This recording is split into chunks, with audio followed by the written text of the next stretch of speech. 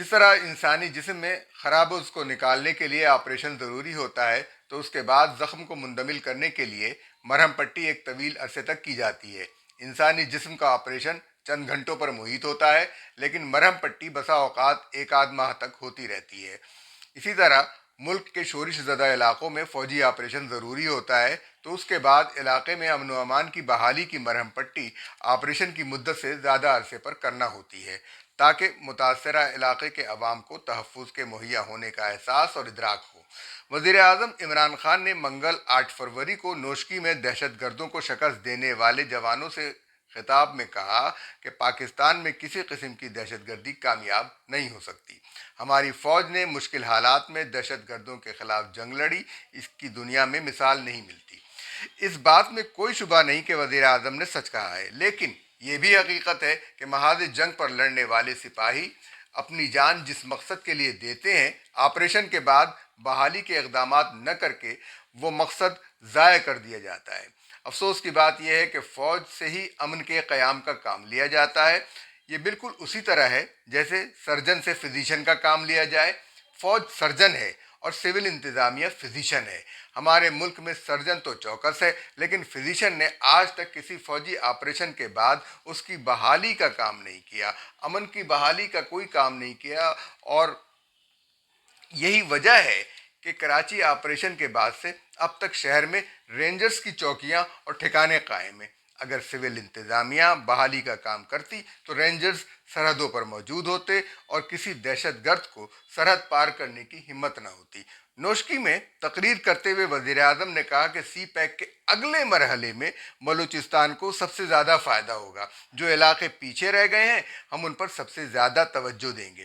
وزیر اعظم صاحب، بلوچستان کا آپریشن ہو چکا ہے، زخم کھلا ہوا ہے، اب آپ مرہم پٹی میں دیر نہ کریں ورنہ زخم بگڑ جائے گا اور انفیکشن پھیل جائے گا۔ بلوچستان پاکستان کے جسم کا ایک حساس حصہ ہے، اسی لیے بلوچستان کے پسماندہ علاقوں پر توجہ دینے کی فوری ضرورت ہے، ورنہ ہمارے سپاہی اپنی جانیں دیتے رہیں گے اور حالات مزید بگڑتے رہیں گے۔ بھارت کے ساتھ دوستانہ تعلقات، کرتارپور اور واگا بارڈر سے افغانستان کے لیے تجارتی راستہ یہ اور مذاکرات یہ سب بیکار ہیں، یہ ہمارے لیے زہر قاتل ثابت ہو رہے ہیں۔ 72 سال کے تجربات نے ثابت کر دیا ہے کہ بھارت نے مذاکرات ہمیشہ وقت حاصل کرنے کے لیے کیے ہیں اور پاکستان سے رعایتیں لینے کے لیے کیے ہیں۔ بھارت کے ساتھ سخت رویہ اپنانے کی ضرورت ہے۔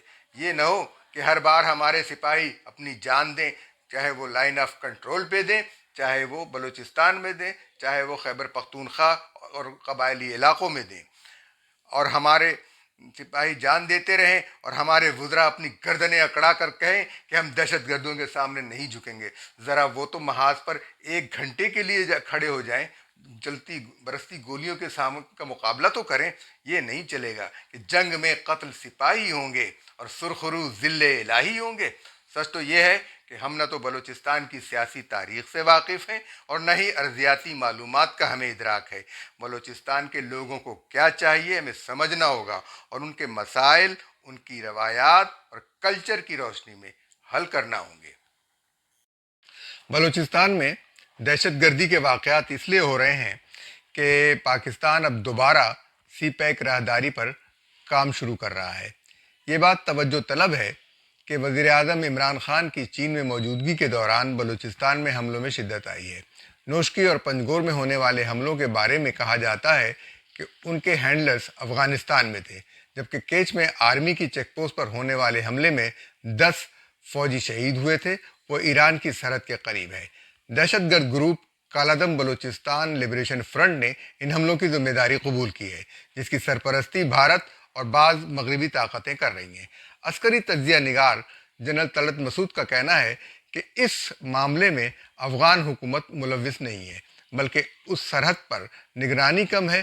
سرحد پر ڈھیلے ڈھالے کنٹرول کی وجہ سے دہشت گردوں کو اپنی کارروائی کا موقع مل جاتا ہے۔ طالبان حکومت سنبھالنے کے بعد سے پاکستان میں دہشت گردی کے واقعات میں اضافہ ہوا ہے، اس لیے کہ طالبان کا افغانستان پہ کنٹرول مکمل نہیں ہے اور گوادر سے کراچی تک 600 کلومیٹر طویل ساحلی علاقہ ہے۔ چین اور پاکستان کے لیے یہ علاقہ بہت اہم ہے۔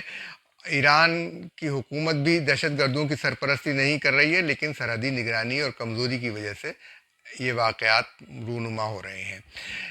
ہمیں بدگمانیوں سے بچنا ہے اور اپنے ساتھیوں کو ضائع نہیں کرنا ہے۔ پڑوسی ممالک اس دہشت گردی سے بچنے میں ہماری مدد کر سکتے ہیں، اس حوالے سے ہمیں یہ سوچنا ہے کہ ایک سابق سفیر جاوید حسین اپنے ایک مضمون میں کہتے ہیں کہ سی پیک کے خلاف امریکہ اور بھارت میں گٹھ جوڑ مستحکم ہو گیا ہے۔ ان کا کہنا ہے کہ امریکہ ایک حکمت عملی کے تحت چین کے پاکستان کے ساتھ بڑھتے ہوئے معاشی تعلقات اور سی پیک منصوبے کو مسلسل پیچھے دھکیلنے کی کوششوں میں مصروف ہے۔ چین نے 1979 کے بعد حیرت انگیز معاشی ترقی کی ہے، جس میں اس کی معیشت 1978 اور 1998 کے درمیان 5 گنا بڑھ گئی ہے۔ اس میں معیشت میں 5 گنا اضافہ ہوا ہے۔ امریکہ اس ترقی کو اپنی عالمی برتری کے لیے ایک بڑا خطرہ سمجھتا ہے۔ 21ویں صدی کے آغاز سے امریکہ نے چین کی بڑھتی ہوئی معاشی اور دفاعی طاقت کا مقابلہ کرنے کے لیے حکمت عملی وضع کی ہے۔ بھارت کو چین کے خطے میں بڑھتے ہوئے اثر و رسوخ سے ویسے ہی خطرہ ہے، وہ بہت زیادہ خوف زدہ ہے، کیونکہ اس کے نتیجے میں علاقے میں اس کا استبدادی منصوبہ خطرے میں نظر آتا ہے۔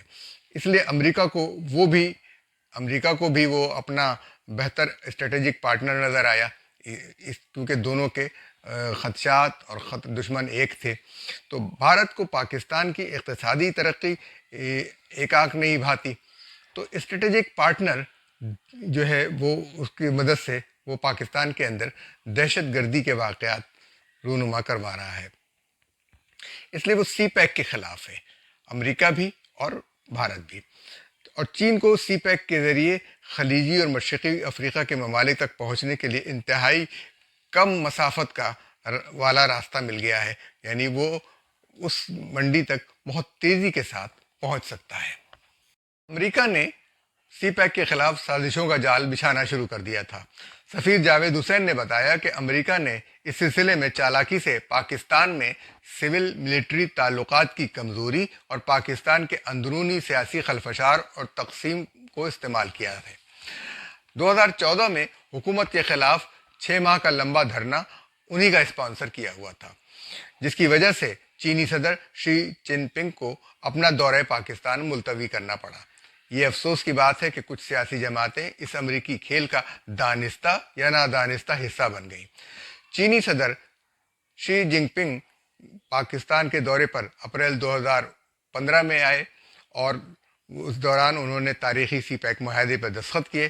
اس کے رد عمل کے طور پر غالباً امریکہ نے اسی وقت کی سی پیک معاہدے پر دستخط کرنے والی پاکستانی حکومت کو گرانے کے لیے ایک خفیہ منصوبے کا آغاز کیا۔ امریکہ کے لیے یہ نیا کام نہیں ہے، ماضی میں پاکستان سمیت کئی ممالک میں وہ یہ کام کرتا رہا ہے۔ امریکہ بحر ہند میں چین کے پھیلتے ہوئے اثرات کو روکنے کے لیے یہ سب سازشیں کر رہا ہے، اور اس حوالے سے اس نے کئی اتحاد بھی بنائے ہیں، اور یہاں پر وہ نہ صرف بحر ہند میں اس کو روک رہا ہے بلکہ بر صغیر اور افغانستان میں بھی وہ اس کے اثرات کو روکنے کے لیے کوشاں ہے۔